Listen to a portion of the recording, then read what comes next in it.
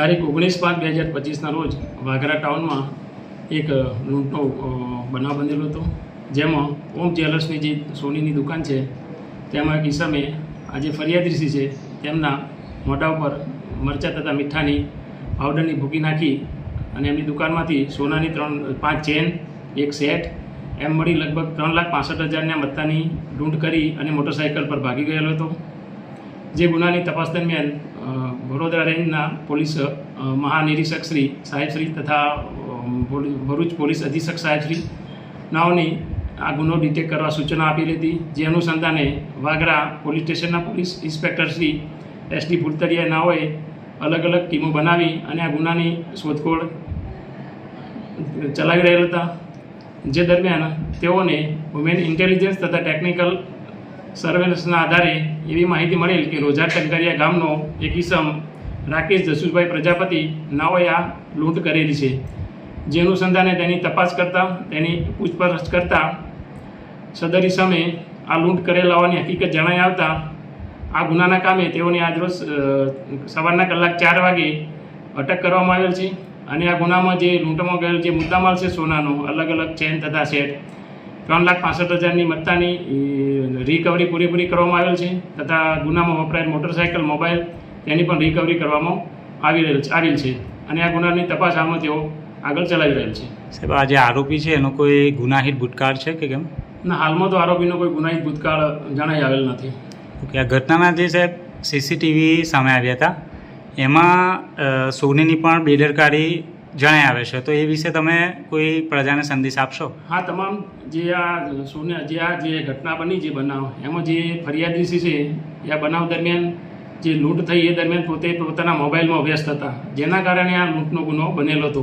તેથી તમામ વેપારીઓને આ બાબતે પોલીસ તરફથી સૂચના આપવામાં આવેલ છે કે આવા કોઈ વ્યક્તિ શંકાસ્પદ જણાઈ આવે તો એની ખાતરી કરી અને પછી જ એમને મુદ્દામાલ બતાવવો જોઈએ. અને પોતે આવા જે સોનાના વેપારી હોય એમને પણ આવા જે બનાવ હોય, આવા વ્યક્તિ આવે ત્યારે ખરેખર એમને તમામ મુદ્દામાલ જે વેપાર જે કરતા હોય એ દરમિયાન પૂરેપૂરી એને તકેદારી રાખવી જોઈએ.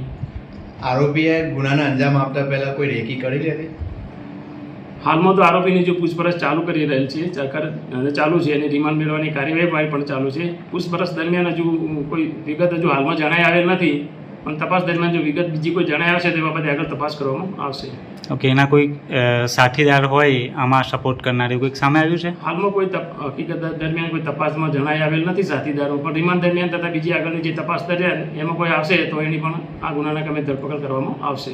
સમગ્ર ઘટના શું હતી સાહેબ? કઈ રીતના ચોરીને અંજામ આપ્યો અને આરોપીને પકડવામાં કઈ રીતના પોલીસને સફળતા મળી? આ જે ઘટના છે આમાં ગામનો જે તોમતદાર છે રાકેશ જસુભાઈ પ્રજાપતિ, એને સટ્ટો રમતો હતો તથા ઓનલાઈન ગેમિંગનો લગભગ 10 લાખ રૂપિયા એ હારી ગયેલો હતો. જેથી એના મનમાં વિચાર આવ્યો કે આરી ચોરી કે લૂંટ કરવું જેનાથી મારી રકમ ભરપાઈ થઈ શકે.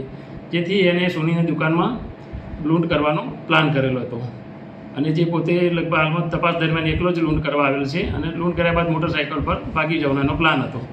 અને રસ્તામાં એને આમોદ ખાતે જઈ અને જે તે લૂંટમાં જે તે વખતે જે બનાવ વખતે કપડાં પહેરેલા હતા એ કપડાં પણ એને રસ્તામાં આમોદ જતાં બદલી નાખેલા હતા અને નવા કપડાં પહેરી અને પછી એના ઘરે ગયેલો હતો. ઓકે, તો આરોપી સુધી કઈ રીતના પહોંચી પોલીસ? પોલીસને હ્યુમન ઇન્ટેલિજન્સ તથા થોડી ટેકનિકલ સર્વેલન્સના આધારે આરોપી વિશે થોડી પોલીસને માહિતી મળેલ કે રોજા ટંકારિયા ગામમાં આ ચહેરાવાળો આ ટાઈપનો એક વ્યક્તિ છે અને એનું મોટરસાઇકલ પણ આ ટાઈપનું છે. અને મોટરસાઇકલમાં પણ એને બેગ પણ બદલી નાખેલી હતી. પહેલાં એની પાસે આવી બેગ સાઈડમાં લગાવેલી હતી, એ પણ એક માહિતી મળેલી હતી. તથા એને સટ્ટામાં પૈસા હારી ગયેલો હતો એ પણ માહિતી પોલીસને મળેલી હતી. એટલે ગામમાં જઈને તપાસ કરતાં એના વિશે પૂછપરછ કરતાં માહિતી મળેલી હતી, જે આધારે ગુનો ડિટેક્ટ કરવામાં આવેલો હતો.